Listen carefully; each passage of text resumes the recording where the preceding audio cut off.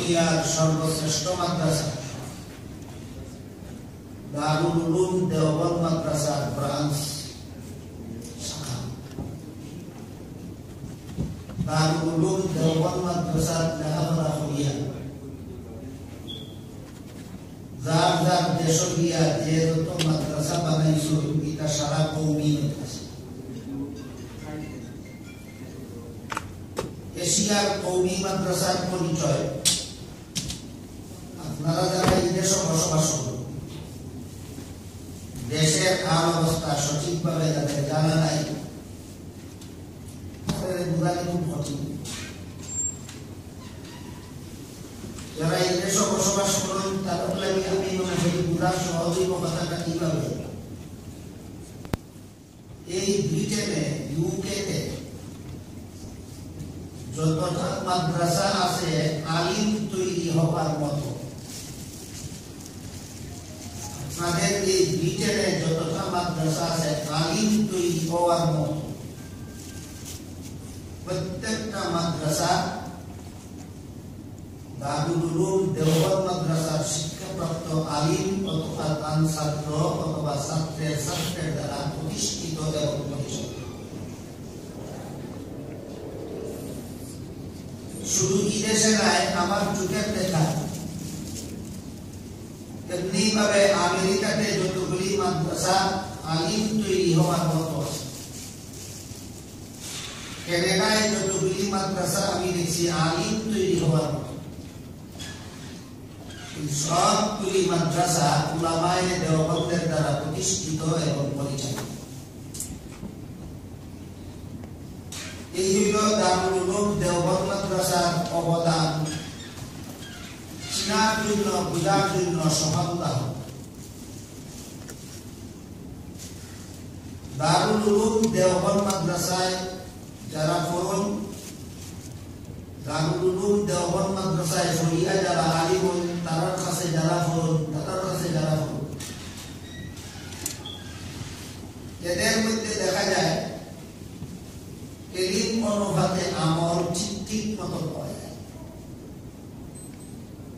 মাদ্রাসা শিক্ষার বৈশিষ্ট্য এদের মধ্যে ঠিকভাবে পাওয়া যায়, মাদ্রাসা শিক্ষার আদর্শ ঠিকভাবে পাওয়া যায়, মাদ্রাসা শিক্ষার উদ্দেশ্য ঠিকভাবে পাওয়া যায়। কিভাবে পাওয়া যায়, এখানে পাওয়া যায়, এই দুই কথা বুঝার আগে আমরা আগে কোরআনের আয়াতের দ্বারা বুঝি নেই মাদ্রাসা শিক্ষার বৈশিষ্ট্য কিতা আর মাদ্রাসা শিক্ষার আদর্শ কিতা আর মাদ্রাসা শিক্ষার উদ্দেশ্য কিতা। আমি যে আয়াত আপনাদের সামনে তিলাওয়াত করছি, এই আয়াতের ধারাবাহিক তর্জমা আর তাফসীর করার সময় এখন আমার হাতে নাই, শুধু এই আয়াতের তাফসীরে মুফাসসিরিনে কেরাম যা লেখছেন তার সারমর্মটা, যে আয়াত আমি তিলাওয়াত করছি এই আয়াতের তাফসীর ও মুফাসসিরিনে কেরামে লেখছেন যে মাদ্রাসা শিক্ষার মাঝে তিনটা গুণ পাওয়া যাইব, এই মাদ্রাসা শিক্ষা হবে সফল শিক্ষা। আর যে মাদ্রাসা শিক্ষার মাঝে তিনটা গুণের কোন একটা গুণ পাওয়া যাইত না, এই মাদ্রাসা শিক্ষা হবে বিফল শিক্ষা। বিফল মাদ্রাসা শিক্ষা একটা আছে সফল আর একটা আছে বিফল। মাদ্রাসা শিক্ষার মাঝে তিনটা গুণ থাকলে এই শিক্ষাটা হয় সফল, সাকসেসফুল। মাদ্রাসা শিক্ষার মাঝে তিন গুণের কোন একটা গুণ না থাকলে এই শিক্ষাটা হয় বিফল, আনসাকসেসফুল। এই কারণে সফল মাদ্রাসা শিক্ষা আর বিফল মাদ্রাসা শিক্ষা বোঝার লাগি আগে আমরা বোঝা লাগবো গুণ তিনটা কি থাকে। যে তিন গুণ থাকলে মাদ্রাসা শিক্ষা সফল হয়, গুণ তিনটা কি কি?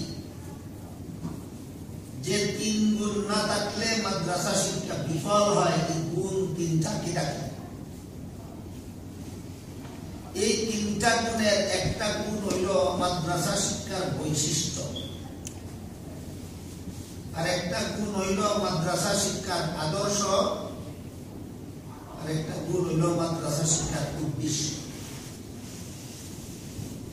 বৈশিষ্ট্যটা কিতা, আদর্শটা কিতা, উদ্দেশ্যটা কিতা বুঝার আগে ইয়াদ রাখুকা যে মাদ্রাসা শিক্ষা সফল হওয়ার গুণ তিনটা: বৈশিষ্ট্য, আদর্শ, উদ্দেশ্য। এই আয়াতের তফসিরে লেখা আছে মাদ্রাসা শিক্ষার বৈশিষ্ট্য ইলম অনুপাতে আমল। শুধু ইলম শিক্ষা করা আর ইলম শিক্ষা দেওয়া মাদ্রাসা শিক্ষার বৈশিষ্ট্য নয়,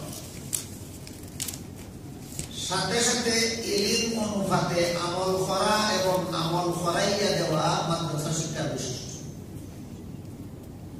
কোন মাদ্রাসায় যদি কোরআন হাদিসের ইলম শিক্ষা দেওয়া হয় কিন্তু সেই অনুপাতে ছাত্ররা আমল করাইয়া দেওয়া হয় না, এই মাদ্রাসা বিফল হতে বাধ্য, আনসাকসেসফুল হতে বাধ্য। তাইলে মাদ্রাসা শিক্ষার তিন গুণের প্রথম গুণ যে বৈশিষ্ট্য, বৈশিষ্ট্যটা কি? ইলম অনুপাতে আমল। আরেকটা হলো মাদ্রাসা শিক্ষার আদর্শ। মাদ্রাসা শিক্ষা এর আদর্শ দুইটা জিনিস, একটা হলো রাসূলের সুন্নাত আর একটা হলো সাহাবায়ে কেরামের জামাত। এই দুই আদর্শ অনুযায়ী যদি কোরআন হাদিস শিখে তার ইলম হইব সহিহ।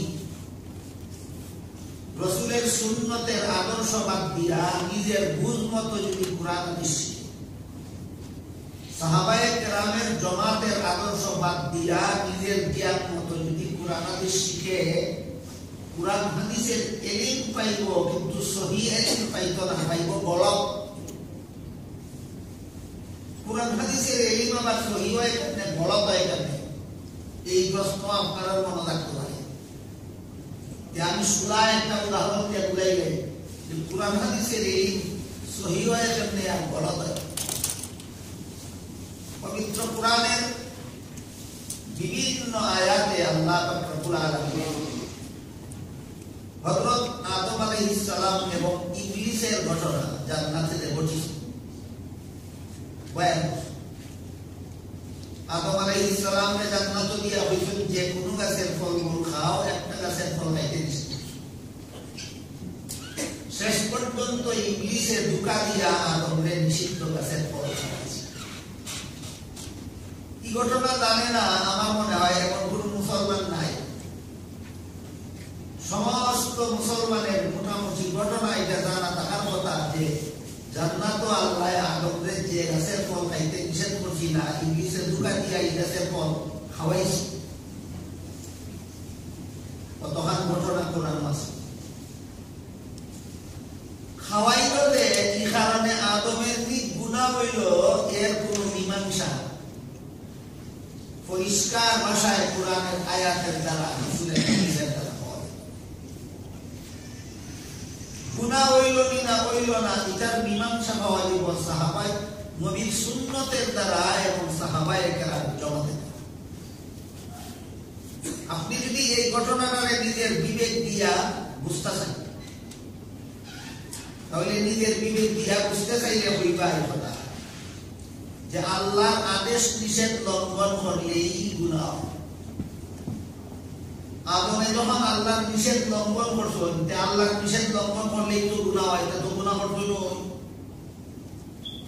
কোরআনের কথা বুঝলা নিজের বিবেক দিয়া, কইল গলত। কোরআনের কথাই যে আছে কিন্তু বুঝলাম আপনি নিজের বিবেক দিয়া, নিজের আমল দিয়া। এই কারণে বুঝ হইছে গলত, যে আদর্শহীন ইসলামী শিক্ষা গলত দিতে বাধ্য। আর যদি সুন্নতে রাসূল এবং জামাতে সাহাবার আদর্শ মতো এই ঘটনাটারে বোঝার চেষ্টা করি, সুন্নতে রাসূল আর জামাতে সাহাবার আদর্শ মতো আল্লাহর আদেশ নিষেধ শুধু লঙ্ঘন করলেই গুনাহ হয় না। আল্লাহর আদেশ নিষেধ যদি দুনিয়ার জীবনে লঙ্ঘন করে, স্বেচ্ছায় লঙ্ঘন করে, সজ্ঞান সাবালক মুসলমানে লঙ্ঘন করে, তে গুনাহ হয়। আল্লাহর আদেশ নিষেধ লঙ্ঘন করলে গুনাহ হয়, পালন করলে সওয়াব হয়, এই নীতির সম্পর্ক হইল দুনিয়ার জীবনের সাথে, জান্নাতি জীবনের সাথে নয়। দুনিয়ার জীবনে কেউ আল্লাহর আদেশ পালন করলে সওয়াব হয়, লঙ্ঘন করলে গুনাহ। জান্নাতি জীবনে মানুষের কোনো কামের সাথে সওয়াবেরও কোনো সম্পর্ক নাই, গুনাহরও কোনো সম্পর্ক। আমার কথা বুঝি থাকলে বোকা, আল্লাহর আদেশ নিষেধ লঙ্ঘন করলে গুনাহ হয়, জান্নাত না দুনিয়া? আদম আলাইহিস সালামে আল্লাহর নিষেধ লঙ্ঘনই করছিল, দুনিয়া না জান্নাত। এর সাথে সওয়াবেরও কোনো সম্পর্ক নাই, গুনাহরও কোনো। সুতরাং সুন্নতে রাসূলের জামাতে সাহাবার আদর্শ মত যদি আমরা আদমের ঘটনাটা বলি, এই ঘটনার দ্বারা আদমের গুনাহগার সাব্যস্ত করা যায় না। নিজের আমল দিয়া যদি বুঝি, অবশ্যই গুনাহগার সাব্যস্ত হইয়া যায়। সুতরাং কুরআন হাদিসের এলিম নিজের আমল মতো বুঝলে এলিম গলত হইতে বাধ্য, ভুল হইতে বাধ্য। কুরআন হাদিসের এলিম শিখতে হবে নবীর সুন্নতের আদর্শ মতো, সাহাবায়ে কেরামের জামাতের আদর্শ মতো, তখন হইব এই এলিম সহিহ।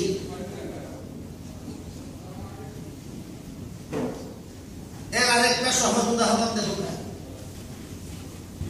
দুনিয়ার জীবনেও কোন সজ্ঞান সাবালক মুসলমান রমজান মাসও যদি রোজা রাখে, দিনের বেলায় খানা পিনা করতে আল্লাহ রোজাদারকে নিষেধ করছেন। কোন রোজাদারে দিনের বেলায় খানা পিনা করতে আল্লাহ নিষেধ করছেন কিনা? কিন্তু কোন রোজাদারে যদি দিনের বেলায় আল্লাহর নিষেধের কথা ভুলিয়া যদি খাইলায়, আপনারা রোজা না থাকলে ওখান গুনাহ হইবে। গুনাহ হইবে জি না? ভুলিয়া খাইলে কোনো না। তুমি দুনিয়াত আইয়া আল্লাহর হুকুমে রোজা রাখিয়া আল্লাহর নিষেধ আছে খানা পিনা করতাই না, ভুলিয়া খানা পিনা করিলেছ, তার বাদেও তোমার গুনাহ হইল না। আর তোমার বাপের বাপ 14 গোষ্ঠীর বাপ আদম দুনিয়াতে আবার আগে জান্নাত থাকার আগে নিষিদ্ধ গাছের ফুল খাইছন, আল্লাহ এখন আদমের বুলিয়া খাইলো। তুমি বুলিয়া খাইলে গুনাহ হয় না, তোমার 14 গোষ্ঠীর বাপে বুলিয়া খাইলে গুনাহ হয়।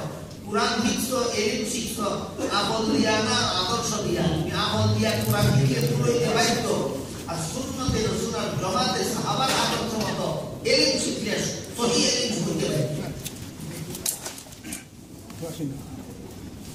অতহানের কথা বুঝি থাকলে হুকাসা বহল শুধু আল্লাহর আদেশ নিষেধ লঙ্ঘন করলেই গুনাহ হইয়া যায় না, বেশ কম আছে। রোজাদারে দানিয়া শুনিয়া খানা পিনা করলে গুনাহ হইব, কিন্তু বুলিয়া খাইলে গুনাহ হইতো না। আদমের নিষিদ্ধ গাছের ফল খাওয়া সম্পর্কে আল্লাহ ফরমায়, নাসিয়া আদম বুলিয়া গেল। তুমি বুলিয়া গেলে গুনাহ হয় না, তোমার বাপে বুলিয়া গেলে গুনাহ হইতো না। এলিম কেমনে শিখছো তুমি? বুঝি থাকলে হোকা কুরআন হাদিসের এলিম নিজের দিকে কত শিখলে সহিহ হয় না গলত?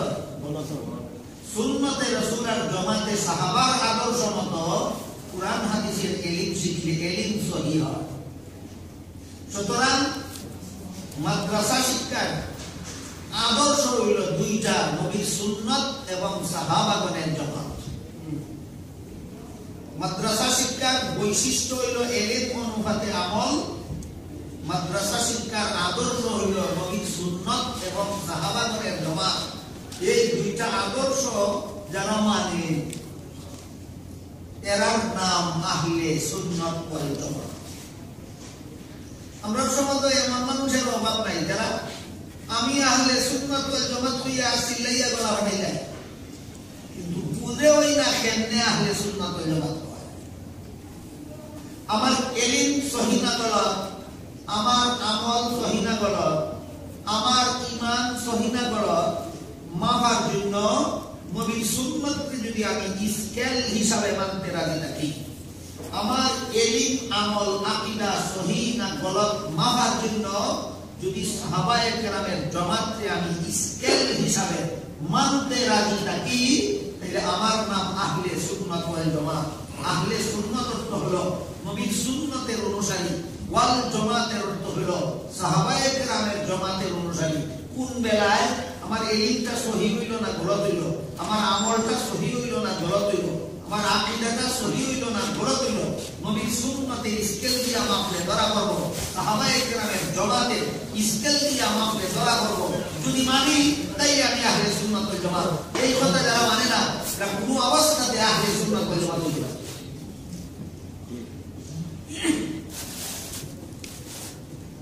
এজন্য আল্লাহ পাক রব্বুল আলামিন পবিত্র কোরআনের বিভিন্ন আয়াতে সাহাবায়ে কেরামের ঈমানকে অন্যদের ঈমান গ্রহণযোগ্য কিনা এটা যাচাই করার জন্য স্কেল বানিয়েছে। এক আয়াতের মধ্যে আল্লাহ ফরমায় ফাইন আমানু বিমিসলি মা আমানতুম বিহি ফাকাদ ইহতাদাউ ওয়া ইন তাওয়াল্লাউ ফাইন্নামা হুম ফি শিকাক সায়াকফিকাহুমুল্লাহ ওয়া হুয়াস সামিউল আলিম। ও আমার নবীর সাহাবাও, কারে ডাক দিল আল্লাহ? সাহাবা। ও আমার নবীর সাহাবাও, তোমরা যে লাহান ঈমান আনছো অন্যরা যদি ইলাহান ঈমান আনতে রাজি হয় তে হেদায়েত।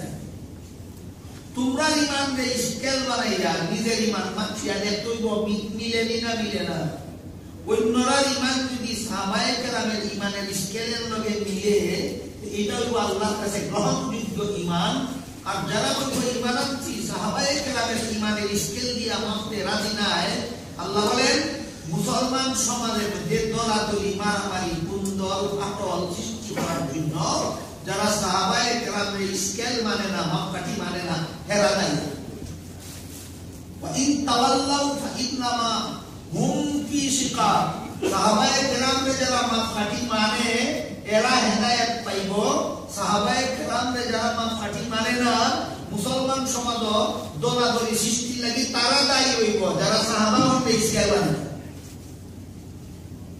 সাহাবায়ে কেরামে আপনারা ঈমান আমল আকীদা সহিহ না গলত মাপার জন্য স্কেল মানেন, আপনারা দলাদলি লাগি তাই যারা মানে না তারা দায়ী। আল্লাহ কি নাম?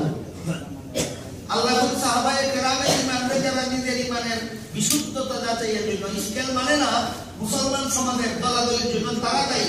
ইন্নামা হুম ফি শিকাক। আর যারা মানে না হেরা পায়, যারা মানে এরা দায়ী। আর আল্লাহ যারা মানে না হেরা দায়ী। এইভাবে আল্লাহ রাব্বুল আলামিন পবিত্র কোরআনের বিভিন্ন আয়াত নবীর সুন্নতকে এবং সাথে সাথে সাহাবায়ে কেরামের জামাতকে, রাসূল নিজের হাদিসেও নিজের সুন্নতকে এবং সাহাবায়ে কেরামের জামাতকে সর্বযুগের মুসলমানদের ইলম সহিনা গলত, সর্বযুগের মুসলমানদের আমল সহিনা গলত, সর্বযুগের মুসলমানদের ঈমান সহিনা গলত যাচাইয়ের জন্য নবীর সুন্নতকে মাপকাঠি সাব্যস্ত করে দিয়েছেন, নবী সাহাবায়ে কেরামের জামাতকে মাপকাঠি সাব্যস্ত করেছেন। এই জন্য মাদ্রাসা শিক্ষার আদর্শ হইল দুইটা, একটা হইল নবীর সুন্নত আর একটা হইল সাহাবায়ে কেরামের জামাত। যারা মানে তাদের নাম আহলে সুন্নাত ওয়াল জামাত, যারা মানে না তাদের নাম আহলে সুন্নাত ওয়াল জামাত নয়। গেল মাদ্রাসা শিক্ষা সফল হওয়ার দুই গুণের আলোচনা। একটা হলো মাদ্রাসা শিক্ষা সফল হওয়ার জন্য প্রথম নম্বর গুণ হইল বৈশিষ্ট্য ঠিক থাকা লাগবো, এলিম অনুপাতে আমল থাকা লাগবো। দুই নম্বর শিক্ষা হইল, দুই নম্বর গুণ হইল মাদ্রাসা শিক্ষা সফল হওয়ার দুই নম্বর গুণ হইল মাদ্রাসা শিক্ষার আদর্শ ঠিক থাকা লাগবো। নবীর সুন্নত এবং সাহাবায়ে কেরামের জামাতরে আমার ইলম সহিনা গলত মাপার জন্য স্কেল হিসাবে গ্রহণ করা। তিন নম্বর গুণ মাদ্রাসা শিক্ষার উদ্দেশ্য। মাদ্রাসা শিক্ষার উদ্দেশ্য পরিষ্কার ভাষায় সাব্যস্ত করিয়া দিয়া আল্লাহ আমার তিলাওয়াত করা আয়াতের মধ্যে ফরমায়েন ওয়াল ইউনজিরু কওমাহুম ইযা রাজাউ ইলাইহিম লাআল্লাহুম ইয়াহতাদুন। গোটা মানব জাতিরে জাহান্নাম থেকে বাঁচার পথ দেখাইয়া দেওয়ার মতো একজন নাইলে নবী ওয়ারাসাতুল আম্বিয়া হক্কানি উলামায়ে কেরাম তৈরি করা মাদ্রাসা শিক্ষার উদ্দেশ্য। বৈশিষ্ট্য হইল এলিম অনুসারে আমল করা, আদর্শ হইল নবীর সুন্নাত এবং সাহাবাগণের জমাত, উদ্দেশ্য হইল একদল হক্কানি আলিম তৈরি করা, নায়েবে নবী ওয়ারাসাতুল আম্বিয়া তৈরি করা। তিনটা কথা বললাম যাব। মাদ্রাসা শিক্ষা সফল হওয়ার জন্য এলিম অনুসারে আমল থাকতে হইব। মাদ্রাসা শিক্ষা সফল হওয়ার জন্য সহিহ গলত যাচাইয়ের জন্য সুন্নতে রাসূল এবং জামাতে সাহাবাকে মাপকাঠি মানতে হবে। মাদ্রাসা শিক্ষা সফল হওয়ার জন্য এই মাদ্রাসার মধ্যে হক্কানি আলেম তৈরি হতে হবে। এই তিনটা গুণ মাদ্রাসা শিক্ষা সফল হওয়ার জন্য আল্লাহ কোরআনের আয়াতে উল্লেখ করেছেন। যে মাদ্রাসার মধ্যে তিন গুণ মিলব এই মাদ্রাসা শিক্ষা সফল। যে মাদ্রাসার মধ্যে তিন গুণ মিলবে না এই মাদ্রাসা শিক্ষা বিফল। এই তিনটা গুণ বর্তমান দুনিয়াতে যত মাদ্রাসা নামের যত প্রতিষ্ঠান আছে, ইসলামিক স্কুল নামে যত প্রতিষ্ঠান আছে, ইসলামিক কলেজ নামে যত প্রতিষ্ঠান আছে, ইসলামিক ভার্সিটি নামে যত প্রতিষ্ঠান আছে বর্তমান দুনিয়াতে, ব্রিটেন বলেন, ইউএস বলেন, কানাডা বলেন, মিডল ইস্ট বলেন, সৌদি আরব বলেন, এশিয়া বলেন, ভারত বলেন, পাকিস্তান বলেন, বাংলাদেশ বলেন, বর্তমান দুনিয়াতে যত দেশ আছে সমস্ত দেশে ইসলামী প্রতিষ্ঠান নামে যত প্রতিষ্ঠান আছে, ইসলামী শিক্ষার নামে যত প্রতিষ্ঠান আছে, চাই মাদ্রাসা নামে হোক, চাই স্কুল নামে হোক, চাই কলেজ নামে হোক, চাই ভার্সিটি নামে হোক, বর্তমান দুনিয়াতে যত ইসলামী শিক্ষা প্রতিষ্ঠান আছে এই সবগুলির মধ্যে মাদ্রাসা শিক্ষা সফল হওয়ার যে তিন গুণের কথা আল্লাহ উল্লেখ করছেন, এই তিন গুণ পরিপূর্ণভাবে পাওয়া যায় দারুল উলুম দেওবন্দ মাদ্রাসায়। এই তিন গুণ সবথেকে বেশি পাওয়া যায় এলিম অনুসারে আমল সবচেয়ে বেশি পাওয়া যায় দারুল উলুম দেওবন্দ মাদ্রাসায়। অর্থাৎ এই মাদ্রাসার অনুসারী সমস্ত কওমি মাদ্রাসায় এলিম অনুসারে আমল সবচেয়ে বেশি পাওয়া যায় কওমি মাদ্রাসায়। মাদ্রাসা শিক্ষার আমার এলিম সহিহ গলত যাচাইয়ের জন্য নবীর সুন্নতকে মাপকাঠি মাননেওয়ালা, সাহাবায়ে কেরামের জামাতকে মাপকাঠি মাননেওয়ালা সবচেয়ে বেশি পাওয়া যায় কওমি মাদ্রাসায়। গোটা বিশ্ববাসীকে জাহান্নাম থেকে বাঁচার পথ দেখানেওয়ালা আলেম সবচেয়ে বেশি তৈরি হয় কওমি মাদ্রাসায়। মাদ্রাসা শিক্ষা সফল হওয়ার যে তিন গুণের কথা আল্লাহ কুরআনে উল্লেখ করিয়া দিলা, এই তিন গুণ কওমি মাদ্রাসাতে বেশি পাওয়া যায়। এই কথাটা কইলেই আজকের মতো আমার কথা আছে। মাদ্রাসা শিক্ষা সফল হওয়ার জন্য যে তিন গুণের উল্লেখ করে দিয়েছেন আল্লাহ কুরআনে, এই তিন গুণ কওমি মাদ্রাসা সবচেয়ে বেশি পাওয়া যায় কেন? দারুল উলুম দেওবন্দ মাদ্রাসায় সবচেয়ে বেশি পাওয়া যায় কেন? দারুল উলুম দেওবন্দ মাদ্রাসার অনুসারী দেওবন্দ মাদ্রাসা হোকা আর আটাজারি মাদ্রাসা হোকা সমস্ত কওমি মাদ্রাসায় এই তিন গুণ বেশি পাওয়া যায় কেন? তার কারণ কি? তার কারণ হইল এশিয়া মহাদেশের সমস্ত কওমি মাদ্রাসার সর্বপ্রথম মাদ্রাসা দারুল উলুম দেওবন্দ মাদ্রাসা প্রতিষ্ঠা করেছিলেন আল্লামা কাসিম নানতুবি রহমাতুল্লাহ 1866 সালে। কাসিম নানতুবি রহমাতুল্লাহ আলাইহি হলেন দারুল উলুম দেওবন্দ মাদ্রাসার প্রতিষ্ঠাতা। এই কাসিম নানতুবি রহমাতুল্লাহ আলাইহির বংশগত পরিচয় হলো তিনি হযরত আবু বকর সিদ্দিক রাদিয়াল্লাহু আনহুর বংশধর। সুবহানাল্লাহ। দারুল উলুম দেওবন্দ মাদ্রাসার প্রতিষ্ঠাতা কাসিম নানতুবি হযরত আবু বকর সিদ্দিক রাদিয়াল্লাহু আনহুর নেক্সট জেনারেশনের অন্তর্ভুক্ত। এটা হলো ওনার বংশগত পরিচয়। ওনার শিক্ষাগত পরিচয় আছে আরো বড়, ওনার রাজনৈতিক পরিচয় আছে আরো বড়। সেই আলোচনাগুলির দিকে আমার এখন যাওয়ার মতো সময় আছে। আপাতত আমরা স্মরণ রাখি যে দেওবন্দ মাদ্রাসা এবং তার অনুসারী কওমি মাদ্রাসার মাঝে এলিম অনুসারে আমল বেশি হয় কেন? সুন্নতে রাসূল জামাতে সাহাবারে আদর্শ সবচেয়ে বেশি মানা হয় কেন? এইখানে নায়েবে নবী ওয়ারাসাতুল আম্বিয়া সবচেয়ে বেশি তৈরি হয় কেন? এই মাদ্রাসার প্রতিষ্ঠাতা ছিলেন কাসিম নানতুবি রহমাতুল্লাহি আলাইহি। তিনি 1866 খ্রিস্টাব্দে মাদ্রাসার গড় নির্মাণের জন্য যে কয়েকজনকে নিয়ে পরিকল্পনা গ্রহণ করেছিলেন তাদের মধ্যে একজনের নাম ছিল মাওলানা রফিউদ্দিন রহমাতুল্লাহ আলাইহি। মাওলানা রফিউদ্দিন স্বপ্নে দেখেন মুহাম্মদুর রাসূলুল্লাহ বলতেছেন, তোমরা যে মাদ্রাসার ঘর বানাইতে পরিকল্পনা করছো, আমার হাতের লাঠি দিয়া দাগ দিয়া গেলাম, আমার লাঠির দাগে দাগে ঘর বানাইবে। এটা তো স্বপ্নের ব্যাপার। স্বপ্নে তো একজনে কল্পনার বাইরে কত কিছুই দেখতে পারে, কিন্তু ঘুম ভাঙার পরে বাস্তবেও মাটিতে স্বপ্নে দেখার রসুলের লাঠি মুবারকের দাগ খাওয়া গেল এবং সেই দাগে দাগে সর্বপ্রথম উপমহাদেশের কওমি মাদ্রাসা দারুল উলুম দেওবন্দ মাদ্রাসা ঘর নির্মাণ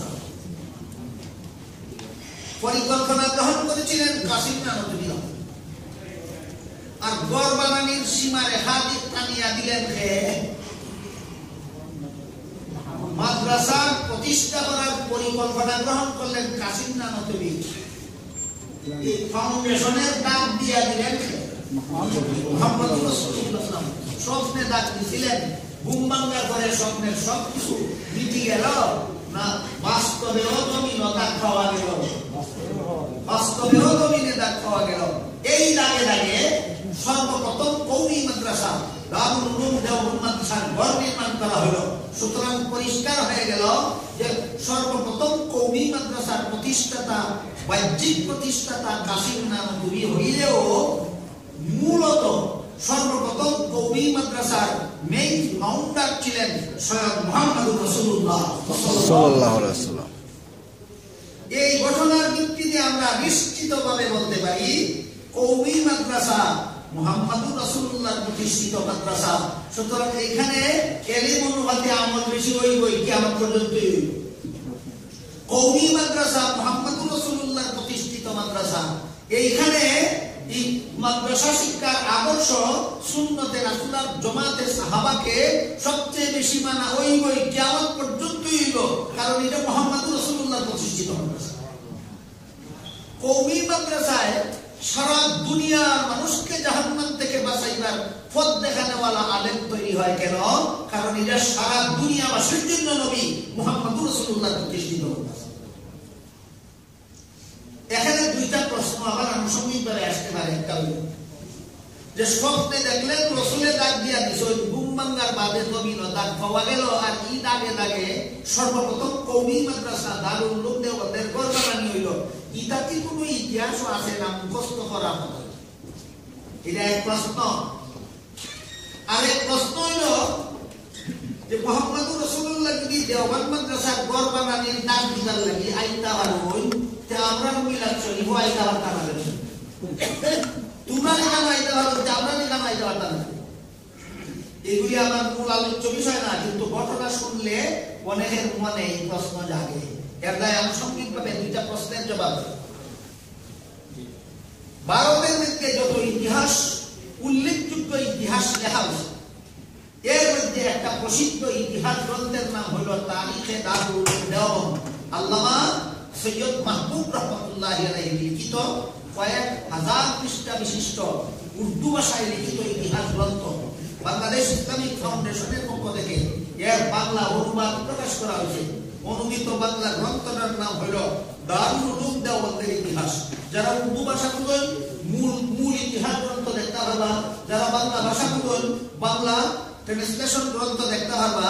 এর ভূমিকায় পরিষ্কার ভাষায় লেখা আছে যে স্বপ্নে দেখলেন রসুল নিজের লাঠি মুবারক দিয়া দাগ দিয়ে বললেন, তোমাদের পরিকল্পিত মাদ্রাসার ঘর আমার লাঠির দাগে দাগে বানাইবাই। আর ঘুম ভাঙার বাদেও জমিনে দাগ পাওয়া গেল এবং এই দাগে দাগেই সর্বপ্রথম কওমি মাদ্রাসা দারুল উলুম দেওবন্দ মাদ্রাসার ঘর নির্মাণ করা হলো। সুতরাং এটা তুতির তুলে হওয়ার কোনো হুতির কথা নয়, ঐতিহাসিক সত্য।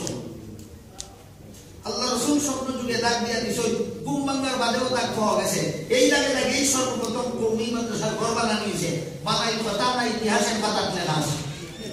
কিয়ামত পর্যন্ত স্বপ্নের অক্ষরে এই ঘটনা ইতিহাসের পাতায় লেখা থাকে। দুই নম্বর প্রশ্ন হল, নবী যদি জানাইতে পারেন যে এখানে জানাতে পারেন। এই প্রশ্নের জবাব বোঝার আগে আমরা একটা কথা স্মরণ রাখি, দেওবন্দের মাটিতে দাগ দেওয়ার জন্য যদি মদিনার নবী দেওবন্দ আওয়া লাগে, তে নবীর বুজুর্গি প্রমাণ হয় না মদিনাতে তাকিয়া না ইয়া যদি স্বপ্নে ডাক পৌঁছাইয়া দিলাইতে পারেন কে বুজুর্গি হয়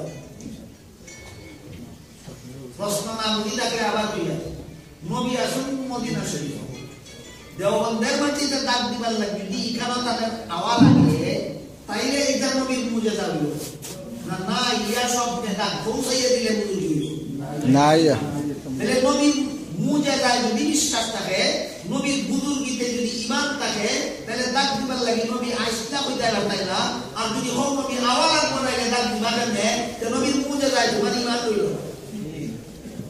কাজেই এইটা নবী আইয়া ডাক দিছেন না ওখানে থাকিয়া নবীর মুজিজা যেমন ভাবে জবালে আমি কুবাইস নামক পাহাড়ের চূড়ায় দাঁড়াইয়া নবী আঙ্গুলের ইশারা করছিলেন আকাশের চন্দ্র দুই টুকরা হইয়া গেছিল এই ঘটনা তো না জানার মতো প্রমাণ আমার মনে হয় না পাহাড়ের টিল্লার মাঝে দাঁড়াইয়া নবী আছেন আঙ্গুল দিয়ে ইশারা করছিল আসমানের চাঁদ দুই টুকরা হইছিল জি আপনারা বুঝি থাকলে বলবা এটা হাদিসের ঘটনা নবী শান্ত গিয়া শান্ত দুই টুকরা করছিল না জমিনও দাঁড়াইয়া জমিনও যে নবী জমিনও দাঁড়াইয়া আঙ্গুল দিয়ে ইশারা করলে আসমানের চাঁদ দুই টুকরা হয় ই নবী মদিনা শরীফের শুইয়া ইশারা করলে দেওবন্দের মাটিতে তা হয় না হয় কাজেই নবী আইসিন না এটা নবীর মুজিজা ইকারাও নবী আইনা তোমরা ইকারাও আইনা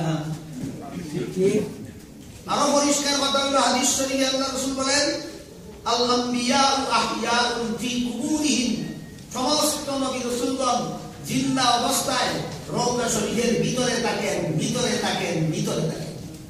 আল্লাহ রাসূল দুনিয়া থেকে বিদায় হওয়ার আগে কইয়া গেছেন নবী জিন্দা হইয়া রওজা শরীফের কি বাড়িয়া যায় না ভিতরে থাকুন রাসূলের দাবি গেছেন নবী হল রওজা শরীফের ভিতরে জিন্দা হইয়া বাড়ি যায় না ভিতরে থাকুন নবী হল ভিতরে থাকুন তুমি কও বাড়িয়া তোমার এই প্রলাপ নবীর সুন্নাত আদর্শ মতো তুমি কুরআন হাদিসের এই চিত্রনা তুমি মন করা যুক্তি মতো এলিম চিত্র তোমার এলিম করো আগেই হওয়া হয়েছে এলিম সহিনা করো যাচাইয়ের জন্য নবীর সুন্নাতকে মাপকাঠি মানতে হবে সাহাবায়ে কেরামের জমাতকে মাপকাঠি মানতে হবে